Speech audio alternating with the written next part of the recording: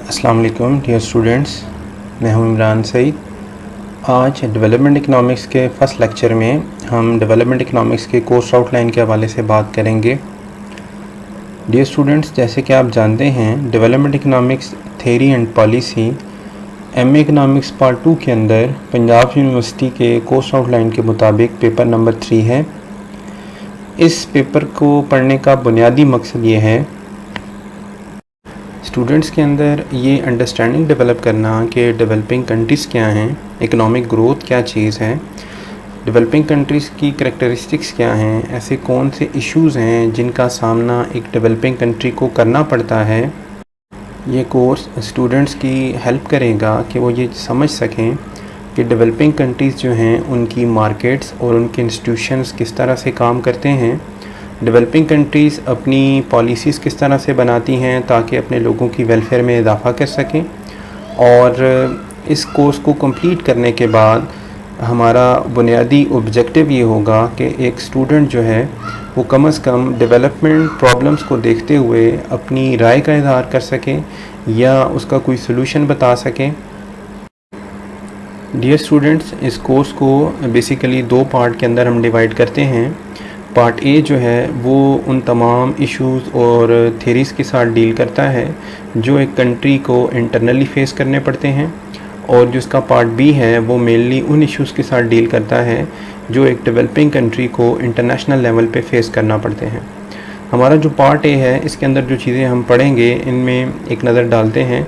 तो सबसे पहले हमारे पास है स्कोप एंड न्यू डेवलपमेंट्स, ये हमारा पहला टॉपिक है। इस टॉपिक के अंदर बेसिकली हमने देखना ये है कि इकोनॉमिक डेवलपमेंट को डिफ़ाइन कैसे करते हैं, इकोनॉमिक डेवलपमेंट और ग्रोथ में बेसिकली क्या डिफरेंस है। इसके अलावा हम उन तमाम वेरिएबल्स को आइडेंटिफाई करेंगे कि जो हमें इंडिकेट करते हैं कि एक कंट्री जो है वो डेवलप हो रहा है। मिसाल के तौर पे हम ये कह सकते हैं कि अगर एक कंट्री के अंदर स्टॉक मार्केट बहुत अच्छे से परफॉर्म कर रही है over the period of time, तो ये एक अच्छा इंडिकेटर होगा कि जो हमें ये बताएगा कि इस कंट्री ने आने वाले टाइम पीरियड के अंदर बेहतर हो जाना है ग्रोथ के हवाले से, या डेवलप हो जाना है। इसके साथ हम डिस्कस करेंगे स्कोप एंड सिग्निफिकेंस जो है डेवलपमेंट इकोनॉमिक्स की, वो क्या है। तो स्कोप से मुराद बेसिकली ये है कि वो तमाम जो टॉपिक्स जिनको डेवलपमेंट इकोनॉमिक्स कवर करती है, या वो तमाम आइडियाज़ जो हम डेवलपमेंट इकोनॉमिक्स के अंदर रहते हुए पढ़ते हैं, वो इसका स्कोप या इसकी वसअत बनेंगे। सिग्निफिकेंस से मुराद इसकी इम्पोर्टेंस है कि डेवलपमेंट इकोनॉमिक्स को पढ़ने का फ़ायदा क्या है। इसके अलावा हम करैक्टरिस्टिक्स जो हैं LDCs की ये देखेंगे कि किसी भी कंट्री को जो है LDC अगर हम कह रहे हैं कि ये लेस डेवलप नेशन है या लेस डेवलप कंट्री है, तो वो कौन सी बुनियादी खसूसियात हैं जो उसके अंदर पाई जानी ज़रूरी हैं। इसके बाद हमारा एक इम्पोर्टेंट टॉपिक इसी के अंदर आएगा, measurement of economic development and growth. इसके अंदर हम ये देखेंगे कि डिफरेंट क्राइटेरियाज़ कौन से हैं जिनकी मदद से हम अपनी कंट्री की डेवलपमेंट को या ग्रोथ को मेजर कर सकते हैं। हमारे पास डिफरेंट क्राइटेरियाज़ हैं जो over the period of time develop हुए हैं। तो हम इस टॉपिक को इस तरह से लेके चलेंगे कि पहले क्राइटेरियाज़ क्या थे, उनके अंदर क्या फ्लॉज थे जिनको दूर करने के लिए नए क्राइटेरियाज़ पेश किए गए, और जो नए क्राइटेरियाज़ हैं वो कैसे सुपीरियर हैं पुराने जो क्राइटेरियाज़ हैं मेजरमेंट के या जो मेथड्स हैं उनसे। इसके बाद हम जो हिस्टोरिकल एक ओवरव्यू करेंगे डेवलपमेंट के हवाले से कि जो वर्ल्ड डेवलपमेंट हुई है हिस्ट्री के अंदर, ममालिक जो हैं जिन्होंने डेवलपमेंट की उन्हें किस किस्म के इश्यूज़ का जो है वो सामना करना पड़ा। और सबसे एंड पे ये देखेंगे कि तमाम कंट्रीज़ जो हैं वो एक जैसे डेवलप क्यों नहीं हुए। जैसे कि हम जानते हैं कि ये जो डेवलपमेंट का प्रोसेस है ये सेकंड वर्ल्ड वार के बाद स्टार्ट हुआ। तो सेकंड वर्ल्ड वार के बाद जो 1960s का हमारे पास डिकेड है, इसे डेवलपमेंट डिकेड का नाम दिया गया। तमाम कंट्रीज़ जो कि लेस डेवलप थी, थर्ड वर्ल्ड कंट्रीज़ थी, उनके अंदर ये क्रेज़ था कि हमने डेवलप होना है। अब जब तमाम कंट्रीज़ कोशिश कर रही थी डेवलप होने की, तो क्यों ऐसा हुआ कि कुछ कंट्रीज़ जो हैं वो जल्दी डेवलप हो गई और कुछ कंट्रीज़ आज तक जो हैं वो डेवलपिंग फेज़ में हैं। जैसे कि हम मिसाल ले सकते हैं एशियन टाइगर्स की, कि हांगकांग हो गया, मलेशिया, सिंगापुर, ये ममालिक within no time 20 to 25 years जो है इन्होंने लगाए और ये लेस डेवलप कंट्रीज से निकल कर डेवलप नेशंस के अंदर चले गए, जबकि पाकिस्तान, इंडिया या चाइना अभी तक जो है वो डेवलपिंग फेज़ के अंदर है। तो क्या वो बुनियादी रीज़न्स हैं, क्या करैक्टरिस्टिक्स हैं जिसकी बुनियाद पे तमाम ममालिक एक जैसी डेवलपमेंट नहीं कर सके। नेक्स्ट चीज़ जो है जी, इसमें हम मेजर थेरीज़ पढ़ेंगे डेवलपमेंट के हवाले से। जो डिफरेंट मॉडल्स हैं हमारे पास डेवलपमेंट को कवर करते हुए, हम इन मॉडल्स पे बात करेंगे। जैसे क्लासिकल, न्यू क्लासिकल मॉडल्स हैं, एडम स्मिथ का मॉडल है, विशियस सर्कल ऑफ पॉवर्टी है, रोस्टो का स्टेजेस ऑफ जो इकोनॉमिक ग्रोथ मॉडल है, balance and balance growth theory है, एंड सो ऑन। इसके बाद नेक्स्ट जो हमारे पास टॉपिक आएगा वो होगा एग्रीकल्चर एंड इंडस्ट्री। यानी पाकिस्तान, अगर हम पाकिस्तान के हवाले से बात करें तो एग्रीकल्चर और इंडस्ट्री का पाकिस्तान की इकोनॉमिक ग्रोथ के हवाले से क्या किरदार रहा है। तो एग्रीकल्चर में जिन चीज़ों को हमने कवर करना है वो बुनियादी तौर पे होंगी कि एग्रीकल्चर सेक्टर जो है इसकी इकोनॉमिक इम्पोर्टेंस क्या है, एग्रीकल्चर सेक्टर को किन किन प्रॉब्लम्स का सामना करना पड़ता है, इन प्रॉब्लम का सलूशन क्या होगा। इसके बाद जो एग्रीकल्चर और इंडस्ट्री से रिलेटेड इकोनॉमिक डेवलपमेंट मॉडल हैं, जैसे लेविस का मॉडल है, रेनिसफे का मॉडल है, इनको हम डिटेल से डिस्कस करेंगे पेपर पॉइंट ऑफ व्यू से। ये दोनों मॉडल जो हैं वो बहुत ज़्यादा इम्पोर्टेंट मॉडल्स हैं। इसके बाद हम टर्म्स ऑफ ट्रेड इश्यूज़ जो हैं वो देखेंगे, सब्सिडीज़ वगैरह के हवाले से बात करेंगे, इंडस्ट्रियलाइजेशन के हवाले से बात करेंगे, ठीक है। और इसके अलावा जैसे हमारे पास है ग्रीन रेवोल्यूशन, यानी ग्रीन रेवोल्यूशन क्या है एग्रीकल्चर सेक्टर के अंदर, और इस ग्रीन रेवोल्यूशन के पाकिस्तान के ऊपर किस किस्म के असरात आए, पॉजिटिव क्या थे, नेगेटिव क्या थे, इन चीज़ों पे हम डिस्कस करेंगे। इसके बाद नेक्स्ट चीज़ हमारे पास है topic number 4, population, education and human capital.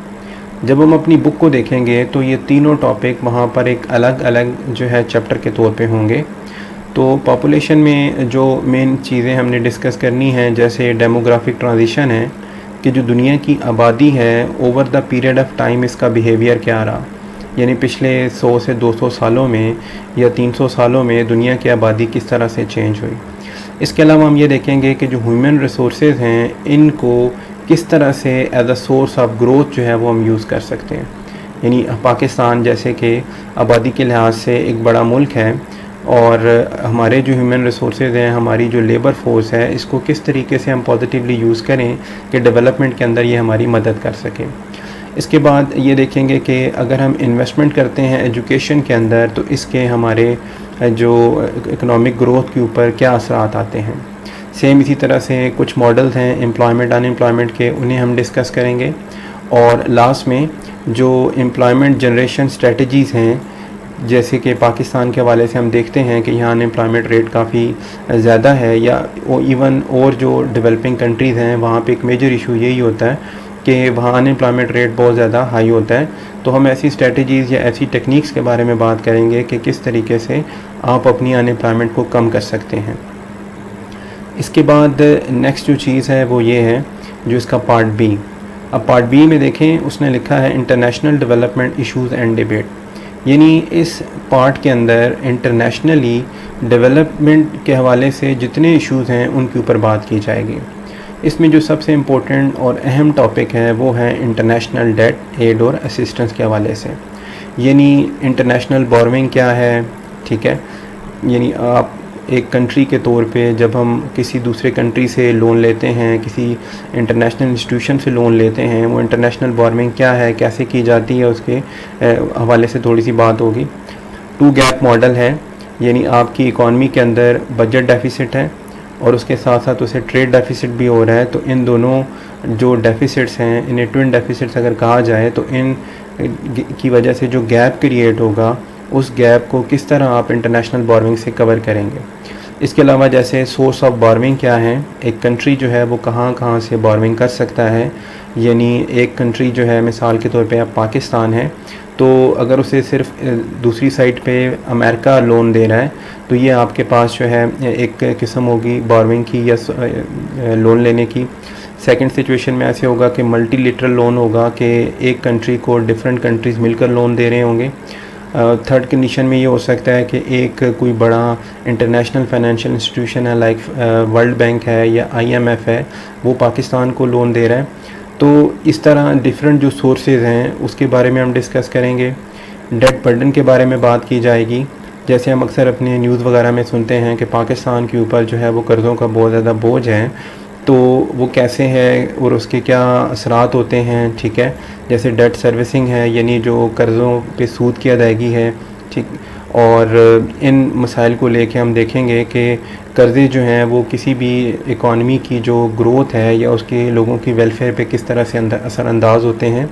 फिर हम डिफरेंट पॉलिसीज़ जो हैं उन पे बात करेंगे कि आप डेट प्रॉब्लम को किस तरीके से रिमूव कर सकते हैं, ठीक है। डेट रीशेड्यूलिंग क्या है, अक्सर आपने सुना होगा न्यूज़ वगैरह में कि ख़बर आती है जी कि पाकिस्तान का फ़लाँ डेट जो है, ये फ़लाँ कर्ज़ा जो है वो मैच्योर हो रहा था और हमें दोबारा उस पर कुछ पीरियड मिल चुका है 1 साल का, 2 साल का, कि हम इसको बाद में अदा करेंगे। तो ये चीज़ है डेट रीशेड्यूलिंग।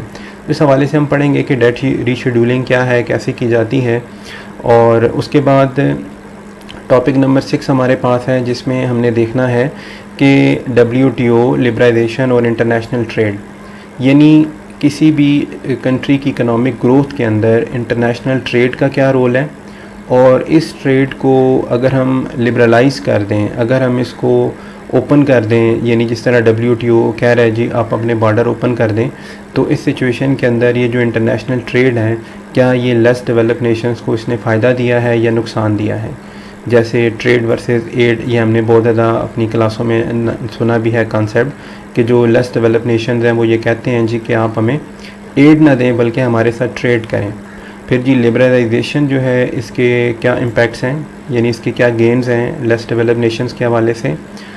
जैसे रोल ऑफ गैट और इसके फेलियर्स क्या हैं, WTO और LDCs आपस में क्या किरदार रखते हैं, ट्रेड इंस्टेबिलिटी क्या है।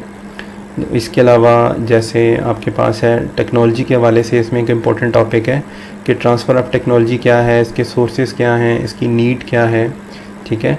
और इसके बाद टॉपिक नंबर 7 हमारे पास है ट्रांसनेशनल कॉरपोरेशन, FTI और डेवलपमेंट। इसमें हम बेसिकली बात करेंगे कि FTI यानी फॉरेन डायरेक्ट इन्वेस्टमेंट क्या है, इसके डिटर्मिनेंट्स, इसके रोल क्या हैं। और फॉरेन डायरेक्ट इन्वेस्टमेंट जो है इसका लेस डेवलप्ड नेशंस के ऊपर क्या रोल होता है।